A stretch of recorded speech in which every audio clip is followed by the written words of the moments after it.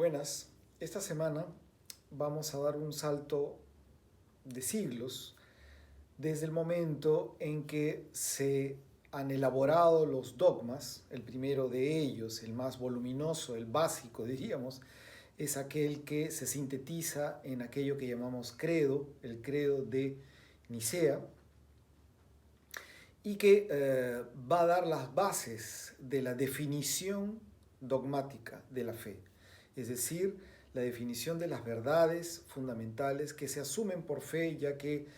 no se pueden objetivamente argumentar de una manera lógica, ¿no? Ya que, como sabemos, el fundamento de esta revelación del Dios revelado por Jesús, el Dios que es amor, se entiende como un Dios trinitario, Dios que es Padre, que prepara la creación a partir de la relación que tiene en la eternidad con el Hijo que engendra, que es aquel que va a encarnar en la persona de Jesús en un lugar, momento histórico definido en Judea, y que cambia la historia a tal punto que la temporalidad en el mundo occidental se piensa a partir del nacimiento de Jesús. Pues bien, toda esta definición de un Dios trinitario, que es la base del modo como la Iglesia va a asumir el discurso teológico, va a determinar el desarrollo de la Iglesia, que desde entonces, como dijimos, desde el siglo IV en adelante, gracias además al impulso político dado por el emperador Constantino, va a desarrollar lo que sabemos que será la Iglesia católica. Ahora bien, no vayamos a creer que durante todo el siglo IV fue asumido de una manera absolutamente normalizada. El cristianismo pasó por algunos altibajos. Hubo un emperador 2 generaciones después de Constantino, llamado Juliano el apóstata, que más bien protagonizó un retorno, un regreso a la cultura pagana. Y eso es algo que tenemos que mencionar en este proceso, ¿no? El catolicismo fue avanzando de una manera oficializada, promovida por el Imperio Romano. Lo de Juliano el Apóstata fue un episodio, pero luego se retornó a la fe católica, que ya desde entonces se asienta y se va definiendo, diríamos, de una manera más precisa con algunos concilios, como el concilio de Éfeso y el de Calcedonia, en el cual se termina de definir la naturaleza de Jesús como totalmente divina y totalmente humana, ¿no? Eso es muy importante porque vendría a ser otra paradoja para la razón, otra verdad asumida solo por la fe en Cristo, ¿no? Que es lo que entendemos como dogma. La Trinidad y Cristo, Jesús, totalmente divino y totalmente humano, en donde esas dos naturalezas existen de manera integrada, no fusionadas, no confundidas. Eso es algo que a la razón, diríamos, le repugna, rechaza por su misma estructura lógica, por el modo como en todo caso entendemos la razón occidental. Pues bien, en este proceso, decía, la Iglesia, en esta alianza con la política, va a ir asentándose con figuras muy claras de líderes religiosos políticos. Es lo que se va a llamar el césaropapismo, ¿no?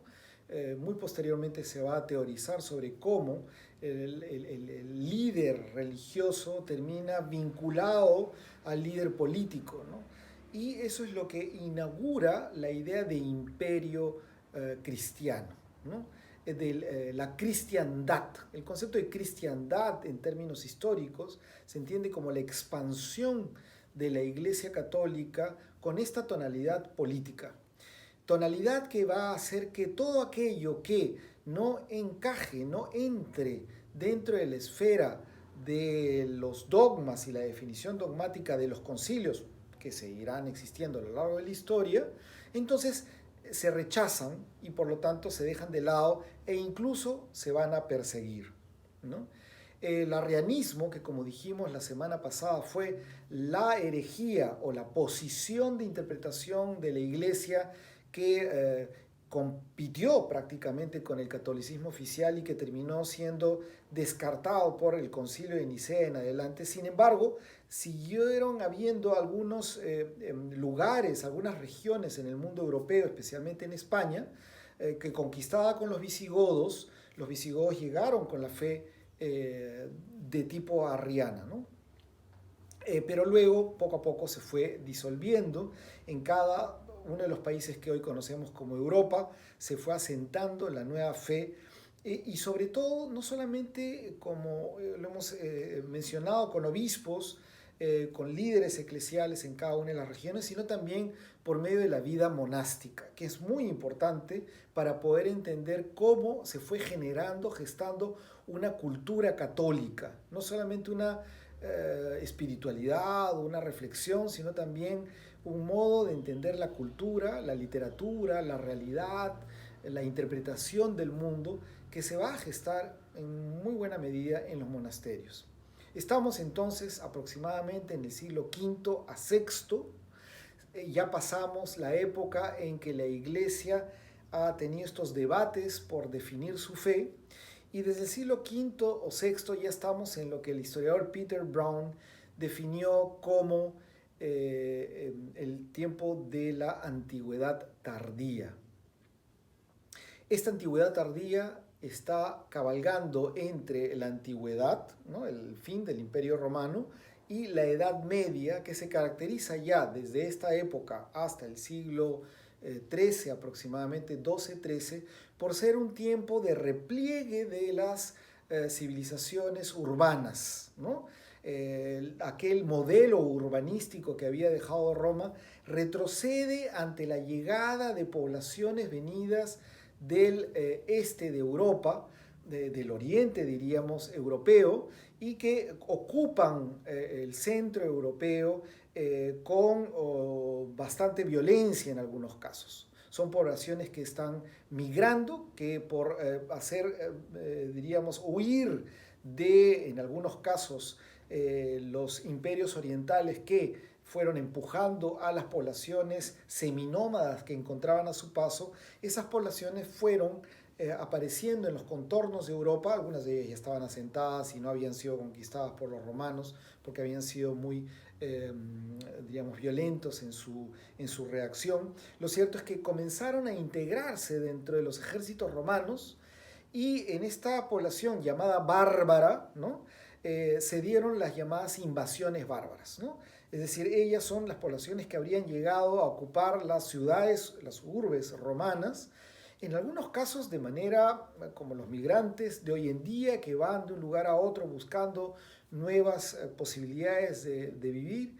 en algunos casos con violencia, en algunos otros no, en algunos se dio una población que se fue mezclando, y es así como se van produciendo nuevas poblaciones, nuevas culturas, mezclas de las viejas poblaciones europeas anteriores a los romanos, junto con los romanos, a su vez, que van a ser alimentadas por esta nueva población venida de los extremos de Europa. Pues bien, esa mezcla cultural de los grupos llamados bárbaros, pero también germánicos, ¿no?, la mayor parte de ellos venidos de la región europea del este, como digo, que van a ocupar la Germania, por eso el nombre de Alemania, van a ocupar la región de los alamanos, por ejemplo, por eso la equivocidad de Alemania. También tenemos a los visigodos en España, los ostrogodos en Italia, ahí viene el término de los godos, que van a dar lugar a la cultura gótica, ¿no? Los hunos, que van a venir del extremo oriente para aquella época y van a llegar incluso hasta Italia, ¿no? Los francos, que van a ocupar lo que será la Francia, ¿no? Y van a ocupar los normandos ya un poco más tarde, venidos de la región de Escandinavia, van a llegar hasta la Normandía actual en Francia, algunos van a llegar hasta la Gran Bretaña, que estaba ya ubicada, estaba poblada por los bretones, los britones. En fin, hay una gran florescencia de poblaciones nuevas que van a eliminar el modelo urbanístico romano y van a ir creciendo de una manera muy distinta, con fortalezas aisladas, donde viven aldeas alrededor, protegiéndose de otros invasores que podrían venir.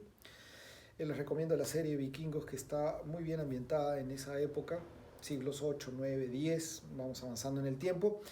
Y teológicamente, ¿qué es lo que sucede? Pues no hay mucha producción. Hay producción de textos espirituales, pero casi todos los textos que se van elaborando en los monasterios, es decir, en los lugares en donde van a vivir religiosos o religiosas, es decir, gente que decide vivir consagrada a Dios, dedicados a la oración, replegados y protegidos por el aura religiosa monástica que les permite no ser en muchos casos invadido o violentado. Para estos momentos la mayoría de europeos se han convertido al catolicismo y diríamos que respetan mucho estos monasterios. En algunos casos llegan las poblaciones bárbaras ateas, no eran ateas, eran creyentes en otros tipos de divinidades, politeístas en ese sentido, invadían y hacían mucho daño, saqueaban a los monasterios, pero poco a poco se va logrando una suerte de equilibrio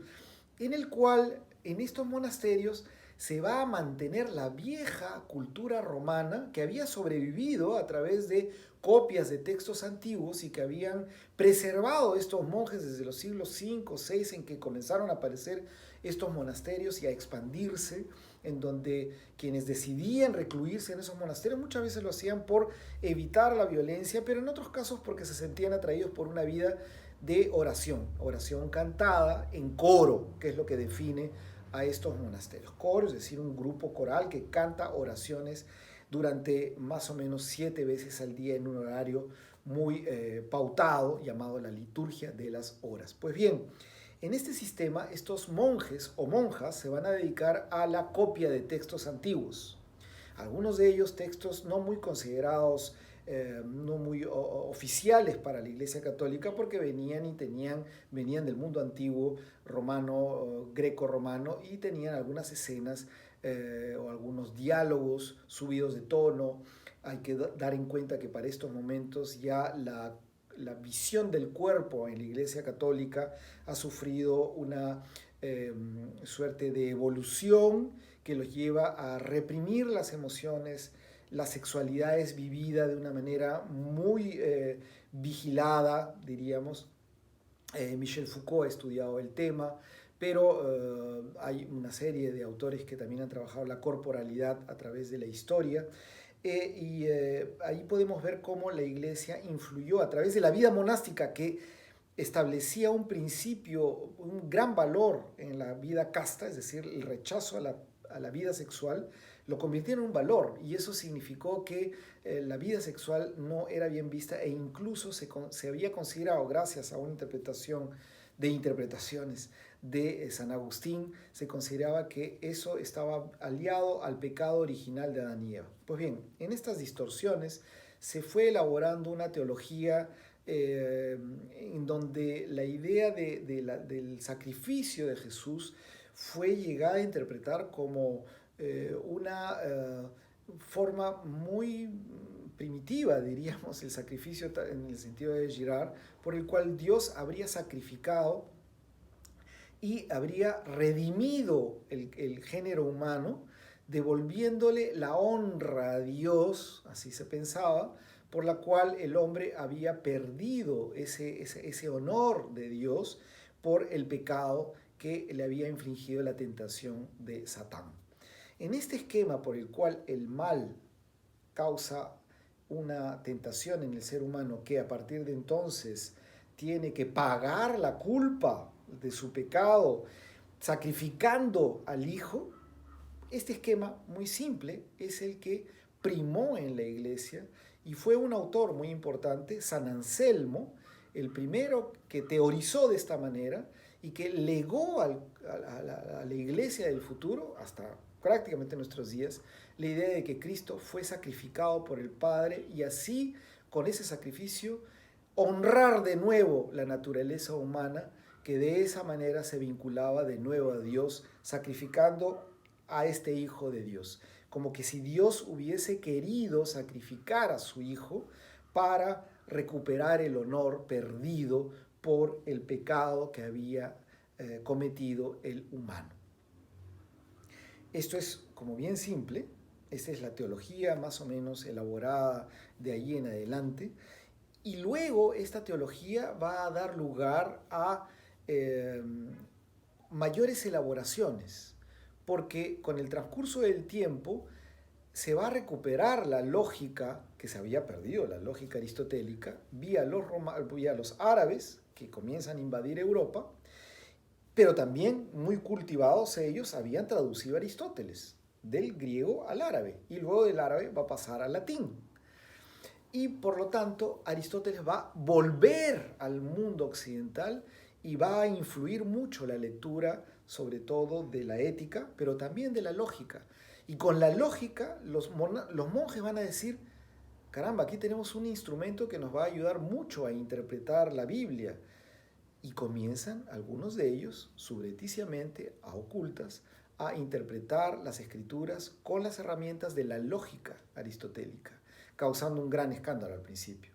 Pero fue tan común, se viralizó esta lectura lógica de las escrituras, de tal manera en los monasterios, que se va a desarrollar un pensamiento en estas escuelas que habían entre los monjes. Por eso es que en esas escuelas se va a gestar la vinculación entre la lógica aristotélica y las escrituras, y en esa intersección racional, analítica de las escrituras, de la revelación cristiana, va a darse lugar a lo que comprendemos como teología, en esas escuelas. Por eso se va a llamar a este modo de reflexión escolástica. Y con la escolástica surgen las universidades. Estas escuelas monásticas o escuelas catedralicias van a dar lugar al sistema universitario que nace con la teología. Pero de eso seguiremos hablando.